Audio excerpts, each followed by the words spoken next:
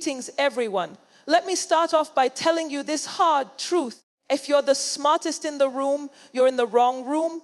How many of you have ever walked into a room, whether it was a meeting, a gathering, or even a group chat, and realized almost immediately that you were the most knowledgeable person there? Maybe it felt good at first. Maybe it gave you a little boost of confidence, a little rush of pride, but then after a while, did you start to feel stuck? Like no one was challenging you, like no one was pushing you to think deeper, to grow, to expand. If that's you, let me tell you something hard but necessary. You are in the wrong room. Let's get one thing straight. Being the smartest person in the room is not a flex. It's not a badge of honor. It's not something to celebrate. It's a warning sign. It's the universe tapping you on the shoulder, whispering, "You've outgrown this space." And if you stay too long, you'll start to shrink to fit the size of the room. Growth doesn't happen in comfort. Wisdom doesn't flourish in isolation. You were not created to be the ceiling. You were created to keep climbing. Think about it like this. If you're the tallest tree in the forest, your roots have nowhere to dig deeper. Your branches have no taller trees to lean against when the storms come. You might feel big, but you're actually vulnerable. The moment a strong wind blows, you'll realize how much you needed the shelter of others who could cover you, challenge you, teach you. That's why Proverbs 27:17 says, "As iron sharpens iron, so one person sharpens another." You cannot sharpen what never touches another blade. I remember a season in my own life when I was the go-to person in my circle for advice, for wisdom, for direction. And on the surface, it felt good, like I was needed, like I was valued. But deep down, I started to feel this gnawing emptiness, this quiet frustration. I realized I was pouring out, but no one was pouring back into me. I was giving answers, but I wasn't being asked questions that stretched me. I was the teacher, but I wasn't the student. And that's when I knew I had to find a new room. Because here's the truth. When you're the smartest in the room, you stop growing. You stop learning, you stop being challenged. And the moment you stop being challenged, you start dying, not physically, but mentally, spiritually, creatively. Your ideas become repetitive, your perspective becomes narrow, your potential becomes limited. And worst of all, you don't even realize it's happening because the people around you keep telling you how great you are. But let me tell you something. Greatness isn't measured by how much you know compared to those around you. Greatness is measured by how much you're willing to learn from those ahead of you. The most successful people in the world, the ones who leave a legacy, the ones who change industries, the ones who break barriers, they all have one thing in common. They constantly put themselves in rooms where they're not the smartest. They surround themselves with people who know more, who see more, who dream bigger. They understand that wisdom isn't a trophy you hold, it's a well you draw from. And if you're not careful, you'll sit in a room where everyone is drinking from your well, but no one is refilling it. So what do you do when you realize you're the smartest in the room? You start by admitting it. Humility is the first step to elevation. You have to be honest enough to say, "I've outgrown this space," not with arrogance, not with pride, but with the understanding that growth requires movement. Then you go find a new room, a room where people know more than you, a room where conversations stretch you, where questions humble you, where wisdom flows like a river you're invited to drink from. It might intimidate you at first, but that's the point. Growth begins at the edge of your comfort zone. And let me say this, if you refuse to leave that small room, life will eventually force you out, maybe through a closed door, a failed opportunity, or a season of frustration where you realize you've plateaued. Don't wait for that moment. Choose expansion now. Choose the room where you're not the smartest, but where you're hungry, where you're not the teacher, but the student, where you're not the source, but the sponge. So today I need you to do something. Look around. Assess your circles, your friendships, your mentors, your professional spaces. If you're the smartest one there, it's time to move, not in pride, but in purpose. Because the goal isn't to be the best in the room. The goal is to find the room that brings out the best in you. There comes a moment when comfort becomes dangerous, when what once felt like security starts to feel like stagnation. You might not notice it at first.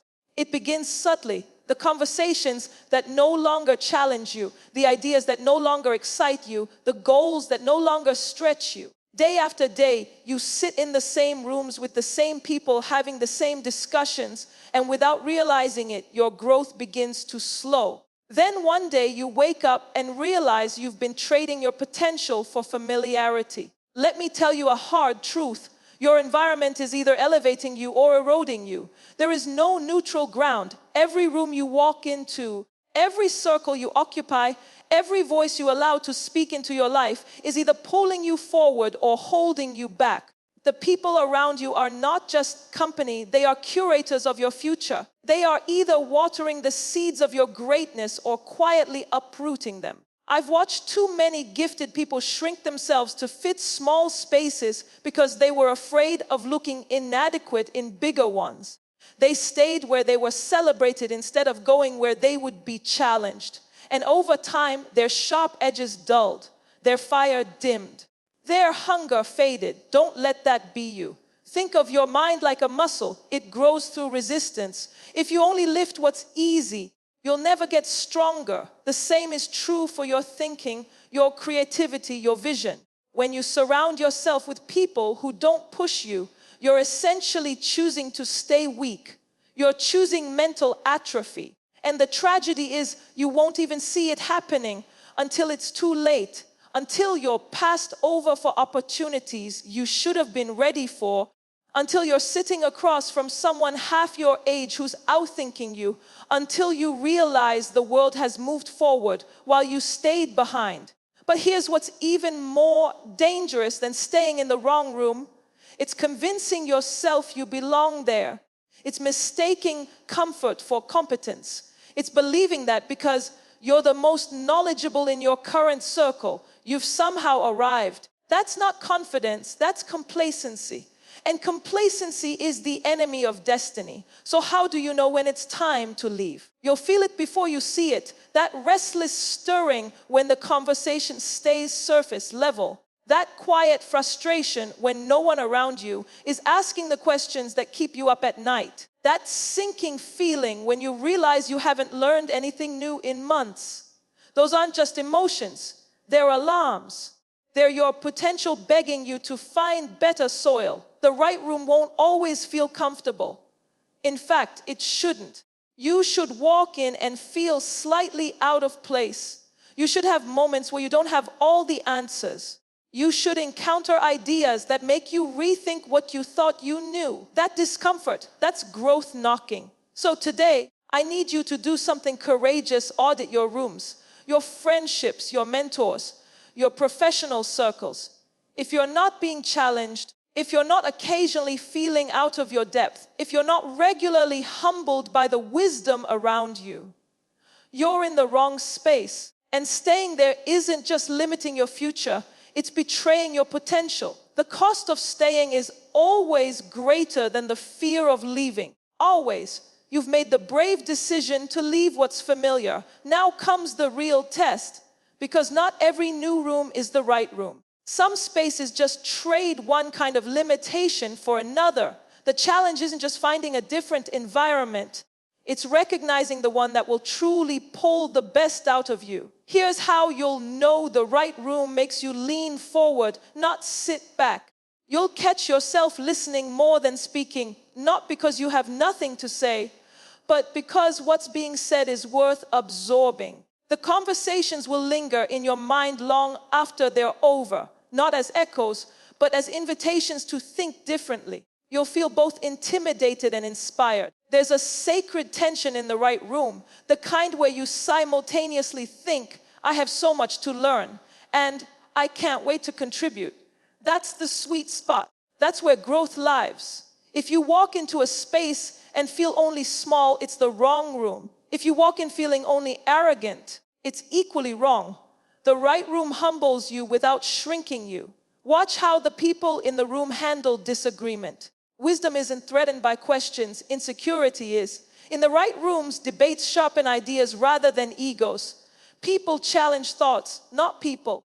They ask, what if, more than says who. If you find a space where curiosity outweighs posturing, where iron truly sharpens iron, you're in the right place. Pay attention to what happens after the meeting ends. The right rooms send you away with more than you came with.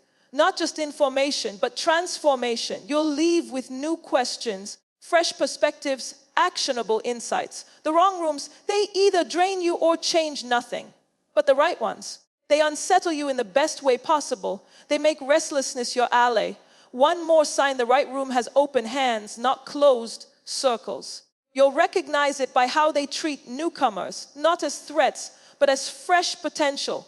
True wisdom isn't territorial, it's generative. It makes space. If you find a group that guards its insight like a secret club, walk away.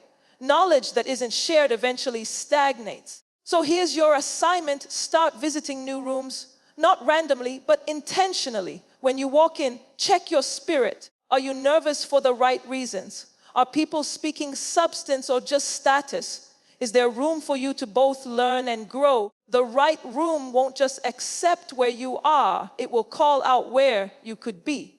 And that's where you belong. The first time you walk into the right room, the one where you're suddenly not the most knowledgeable, not the most experienced, not the quickest to speak, it will feel like standing at the edge of a deep ocean.